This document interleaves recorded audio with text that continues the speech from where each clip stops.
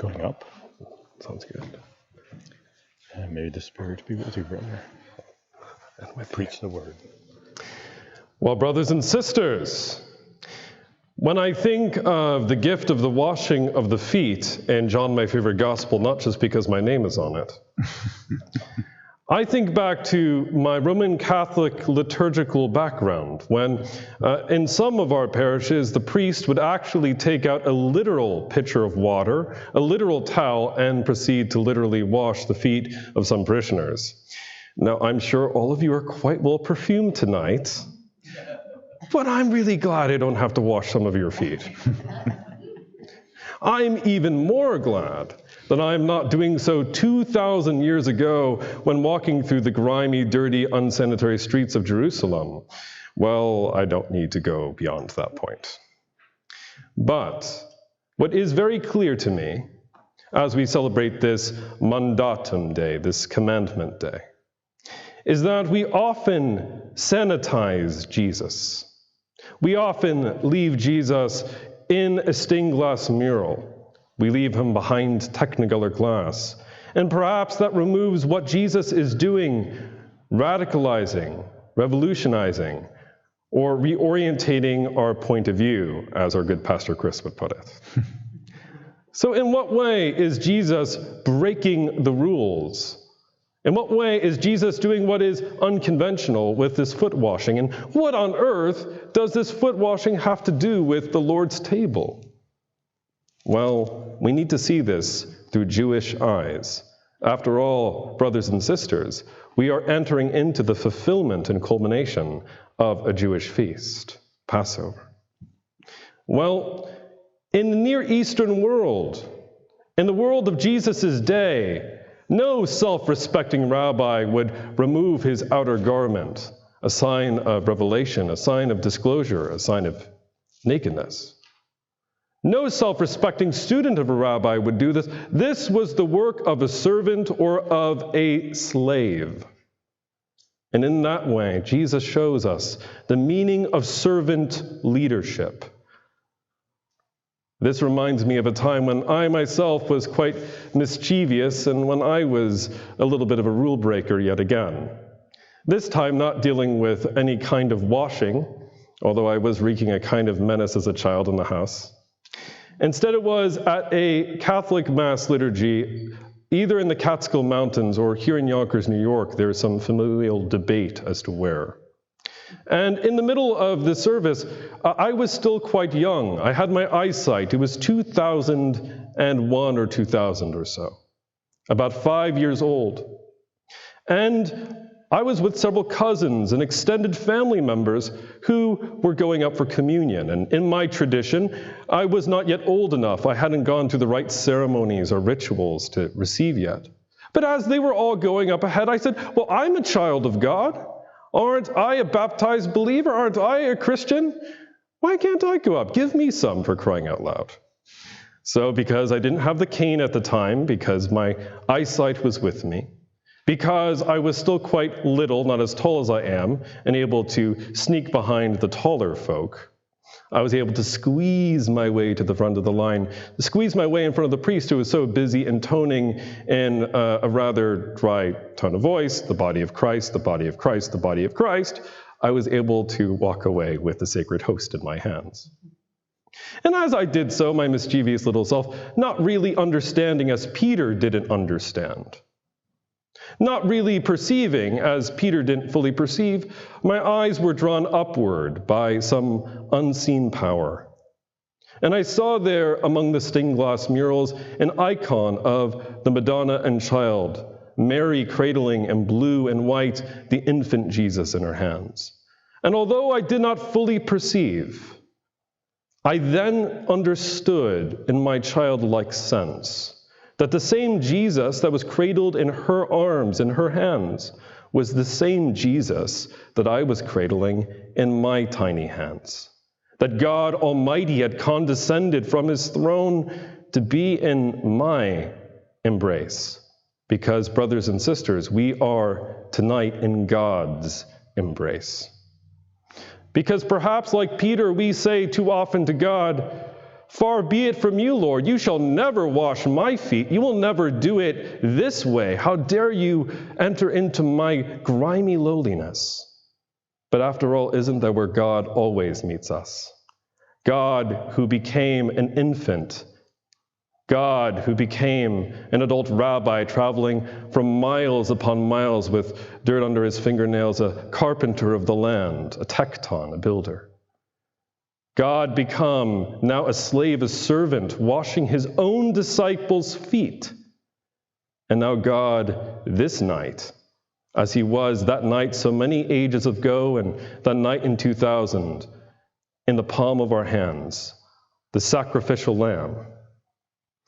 So what about this Passover business? Why on earth the ceremonial washing, the rituals, the cleanliness? What kind of expectations did Jesus overthrow for his disciples that fateful night? Well, we can imagine the grumbling that we hear in the Gospel according to Luke and in the Synoptic Gospels about the disciples wondering which one of them should be at the top of the table, which should come first. Remember in the Synoptic Gospels how James and John, the sons of thunder, ask, "Oh, can we sit at your right hand and in your left in your kingdom?" And instead, Jesus reveals or unveils to us a new kind of way. And perhaps they, like us, wanted a different social order, a changing of the guard, as it were. They would have gone back to Exodus chapter 12, our first reading tonight, and they would have heard how God rescued God's people, yes, by the sprinkling of the blood of a lamb on the door, but as an act of liberation against the oppressors.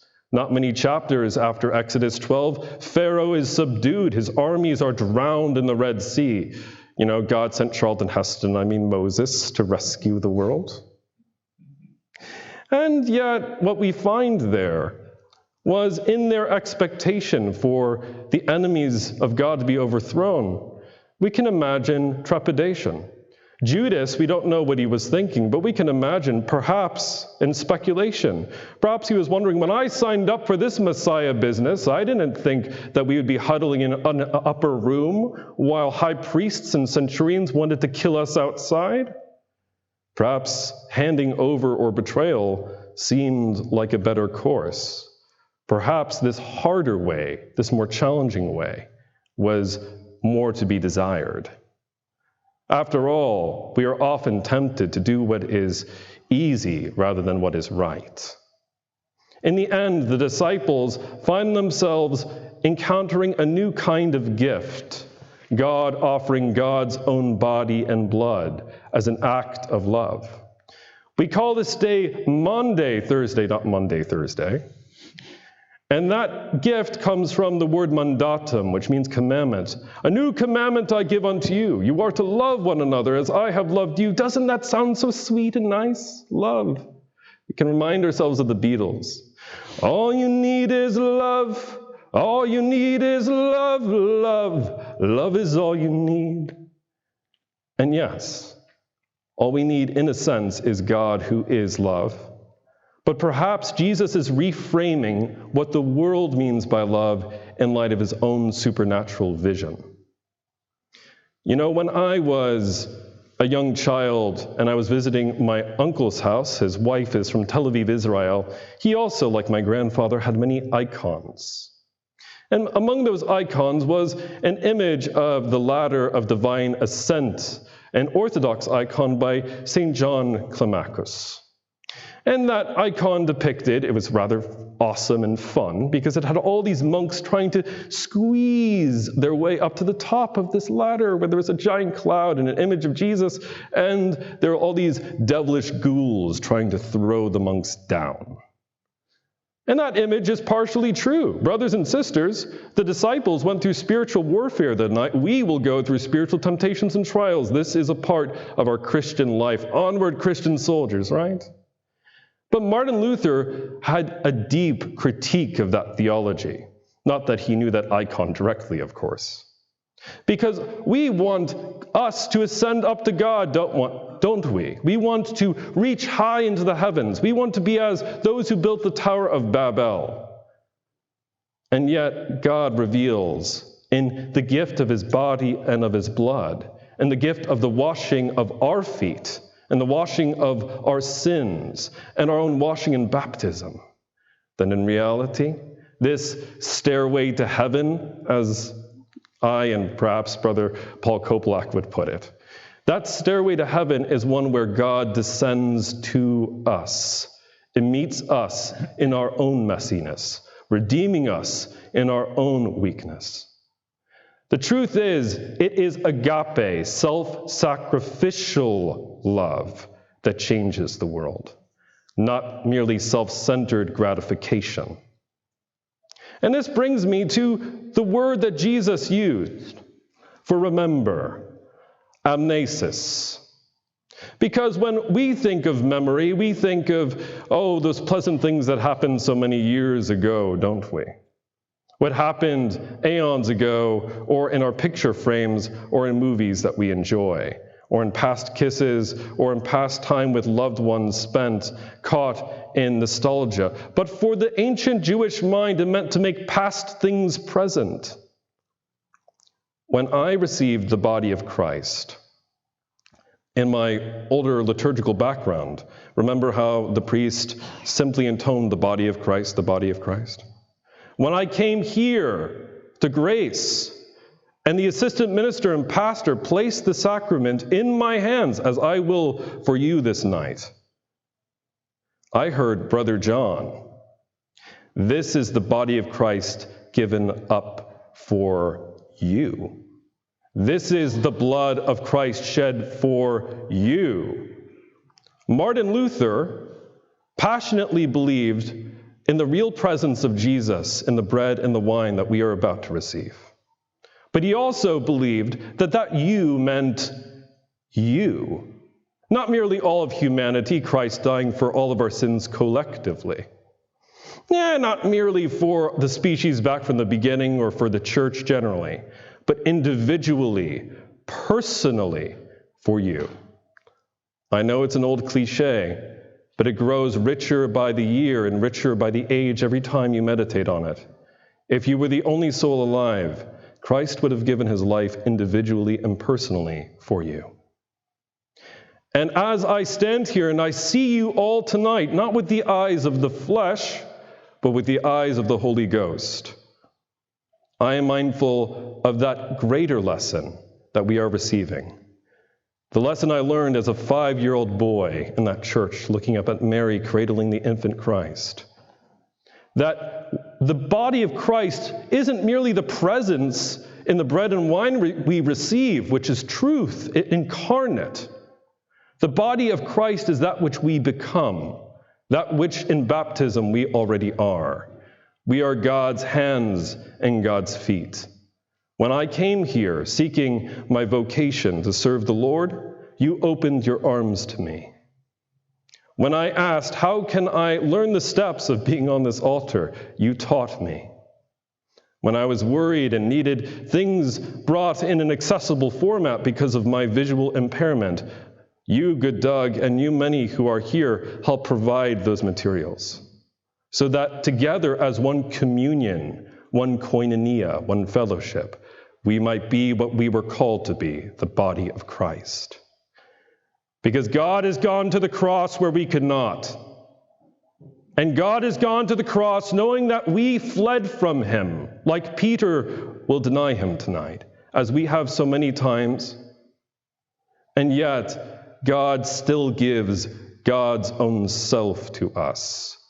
Because, in the end, as he reminds us in the Scripture, we are his beloved children, in whom he is well pleased. As tonight, we are ourselves not going to offer the final benediction, but we process after the reading. I'd like us to pray diligently, that as we are about to go up to the altar, that we recognize the greatest of all gifts, the greatest love brought down from heaven to us, and that the blessing of Almighty God might descend upon us and remain with us always, knowing, looking into the eyes of one another, hearing with the ears of one another, listening with the song of one's immortal soul, that each and every one of us is the temple of God, the unique image of God's love on earth. May the peace of Christ be with you all. In the name of the Father, and of the Son, and of the Holy Spirit. Amen.